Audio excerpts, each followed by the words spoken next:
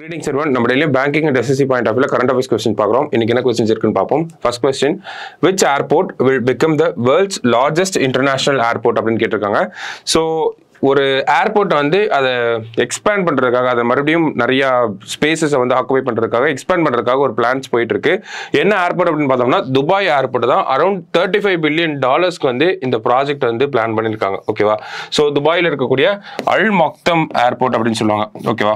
So அல் மக்தம் airport தான் world's largest ஏர்போர்ட்டாக வரப்போகுது. Already Dubai airport தான் அல் மக்தம் இன்டர்நேஷனல் ஏர்போர்ட் அப்படின்னு சொல்லுவோம்.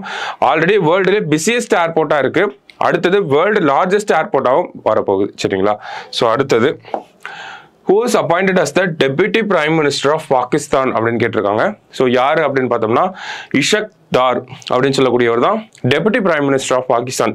பாகிஸ்தானை பொறுத்த வரைக்கும் சமீபத்தில் தான் எலெக்ஷன் முடிஞ்சிச்சு. ஸோ பிரசிடென்ட் யாருன்னா Asif Ali Zardari president, prime minister யாருன்னா ஷேபாஸ் ஷரீஃப்.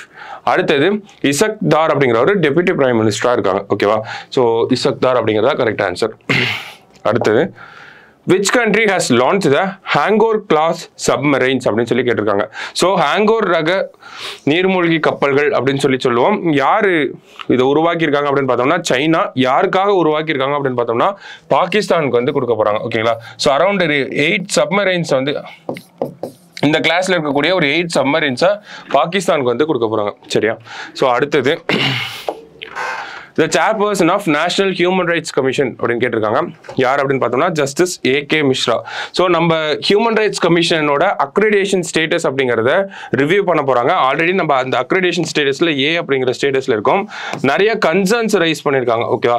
எக்ஸாம்பிள் இன்வெஸ்டிகேஷன் ப்ராசஸ்ல போலீஸ் பர்சனல்ல கொண்டு வர்றது, மைனாரிட்டி ரிலீஜன்ஸ்ல ரெப்ரசன்டேட்டிவ் இல்லாமல் இருக்கிறது, அந்த மாதிரி நிறைய கன்சர்ன்ஸ் இருக்கனால நம்மளோட நேஷனல் ஹியூமன் ரைட்ஸ் கமிஷனோட அக்ரிடேஷன் ஸ்டேட்டஸை வந்து கொஸ்டின் பண்ண போறாங்க. ஓகேவா?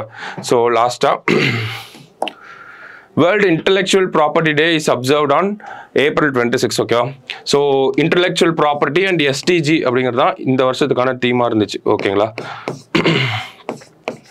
ஸோ இன்னைக்கு ப்ரிலிம்ஸ் பாயிண்ட் ஆஃப் வியூல ஒரு 5 கொஸ்டின் பார்த்துருக்கோம். நாளைக்கு இன்னொரு 5 கொஸ்டின்ல மீட் பண்ணலாம். தேங்க்யூ.